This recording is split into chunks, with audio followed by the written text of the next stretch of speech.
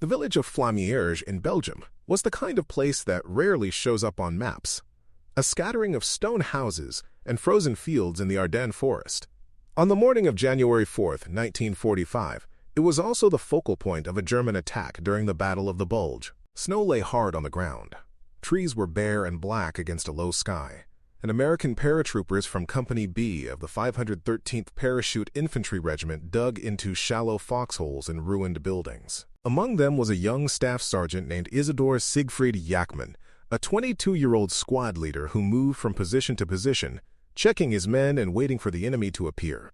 When the attack came, it would test not only his training, but the entire story of how he had arrived in that frozen village.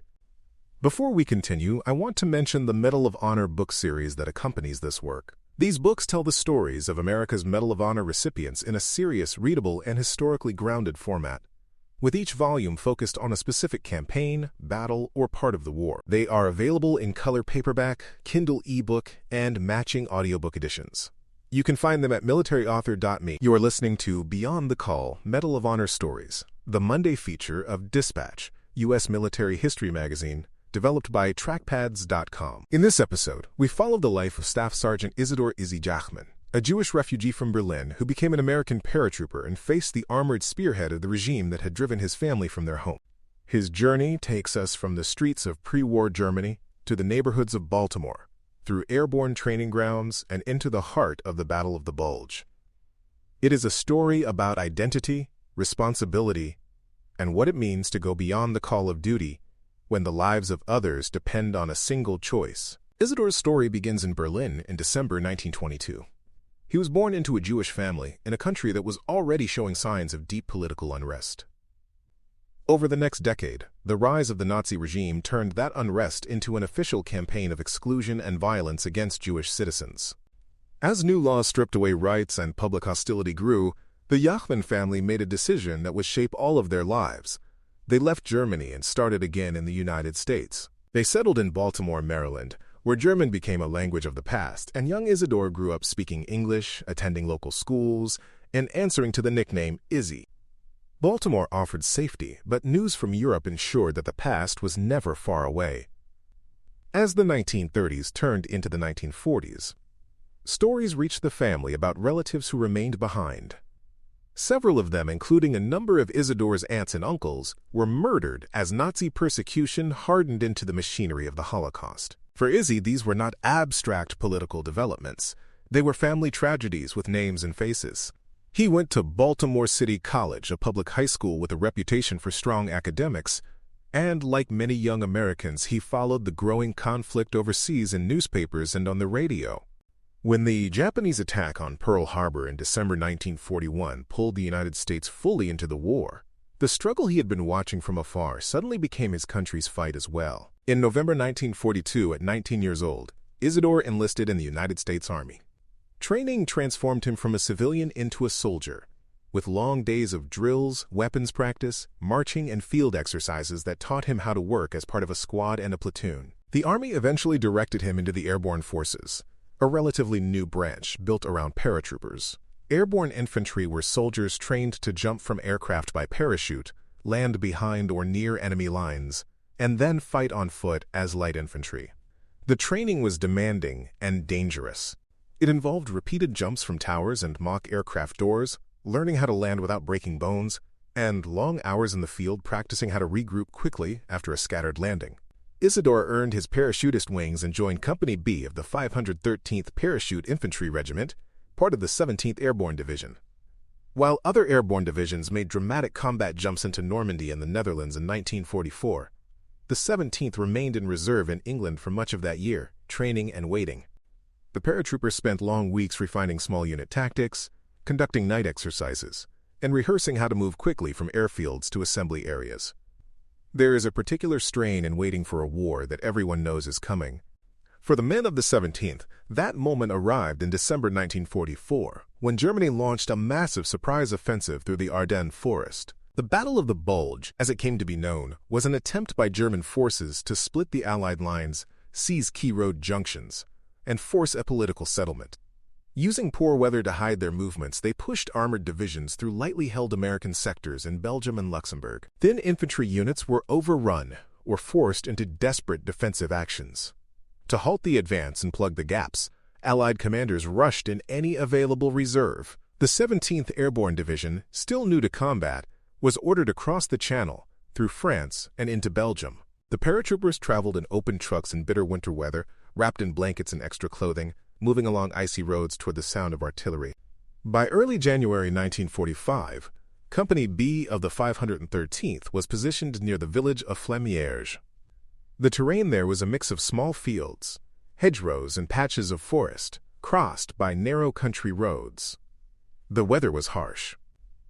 Snow and ice made movement difficult and deepened the cold in foxholes and improvised shelters. The men had little information beyond the knowledge that German armor and infantry were operating nearby and could attack at any time. Staff Sergeant Jachman, now in his early 20s, was responsible for the welfare and combat readiness of the soldiers in his squad. That meant checking their weapons and ammunition, helping them improve their fields of fire, and maintaining morale in conditions that were physically and mentally draining. On January 4th, the enemy came. The attack opened with a pounding of artillery and mortar fire that threw up fountains of snow, earth, and shattered wood around the American positions. Shell fragments tore into trees and stone walls, and the air filled with the sounds of explosions and the sharp crack of small arms fire. Through this barrage came German tanks and infantry. Tanks were the spearhead of many German attacks in this phase of the war. Their thick armor made them difficult to stop, and their main guns and machine guns could tear apart lightly held defensive lines. As the tanks approached Flamierge, they began raking the paratroopers' positions, blasting at houses, hedges, and any suspected foxhole. Company B started to take serious casualties, and some of its soldiers found themselves pinned down in exposed positions, unable to move without drawing more fire. From his vantage point, Staff Sergeant Jachman understood the danger. If the tanks broke through and rolled over his company's positions, the defenders would be killed, captured, or forced to withdraw in disarray. In that moment, he made a decision.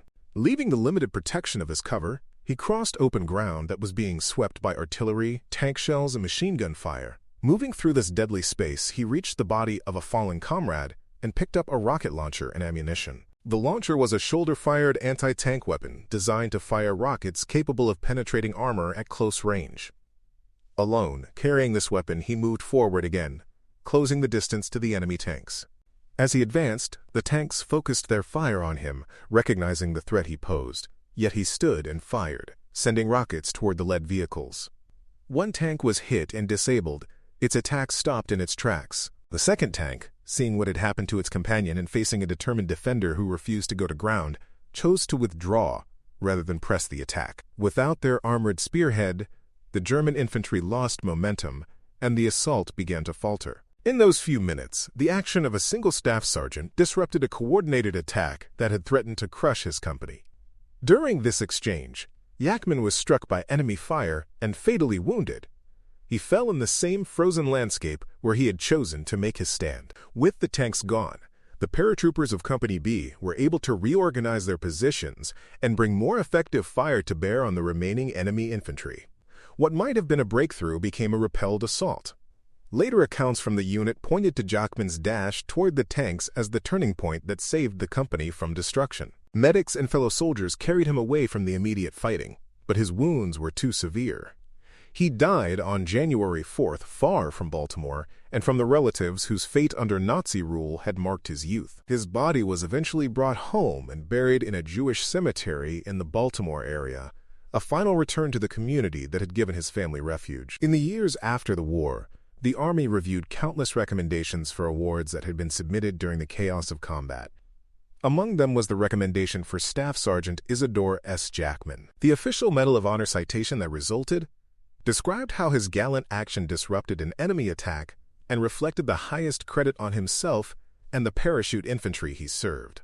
In the summer of 1950, at Fort George G. Meade in Maryland, Army leaders presented the Medal of Honor to his parents. The ceremony linked the quiet Baltimore family that had fled persecution in Berlin with the battlefield near Flamierge, where their son had given his life to stop an enemy advance. To fully appreciate the weight of that moment, it helps to remember who Isadore was. He was a refugee child whose early years were shaped by rising anti-Semitism and fear.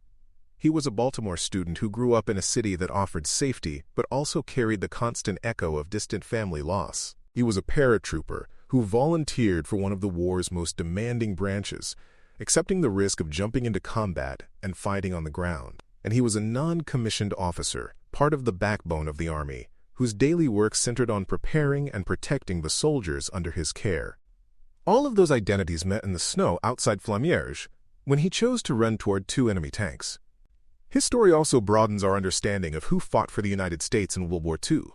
The American Army of that era was not made up solely of men whose families had been in the country for generations. It included first-generation immigrants, the children of refugees, and individuals with personal ties to the very countries under occupation.